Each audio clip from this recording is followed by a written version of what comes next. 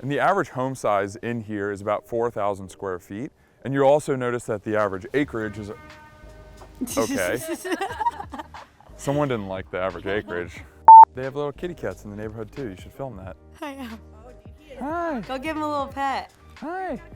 Redstone Shopping Center is gonna be where you're gonna wanna focus on. I'm doing too much with my hands.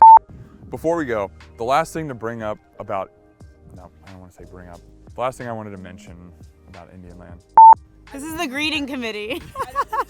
Oh yeah, we want some belly scratches. Yes, I love you.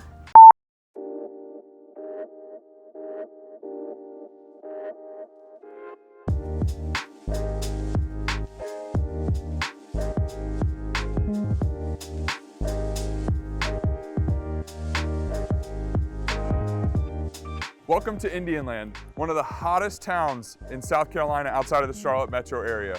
Today, we're gonna start by going through Bretagne. But before we head in, do me a huge favor, hit the like button and be sure to subscribe to my YouTube channel. Now let's go in. So in this neighborhood, there are two main builders. You have MI Homes and Pulte.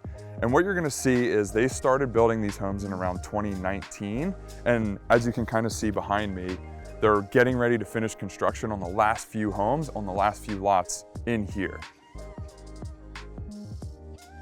In the last year, the average home in Bretagne sold for just under $700,000 with a high of $850,000.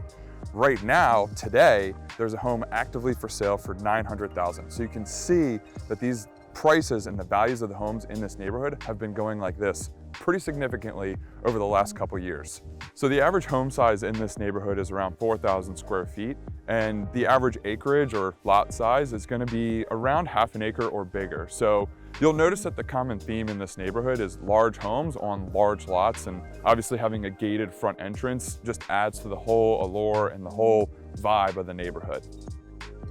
So if you're looking in Indian Land, the Redstone Shopping Center, which is where we are right now, is gonna be a good focal point for you because it's very close to the North Carolina border, which will be very close to Ballantyne, and 485, which will get you kind of around Charlotte. And this shopping center is awesome. I mean, it's very reminiscent of Birkdale. So there's a lot of different restaurants, there's some retail, there's obviously a movie theater behind me. There's a lot to do here and everything that you need is down here. One of the reasons people really like Indian Land is just because you have the ability to be so close to the city. I mean, you're only 20 miles from the city, which is like 30 minutes.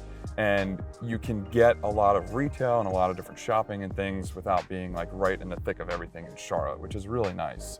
And that's one of the things. It's Andy.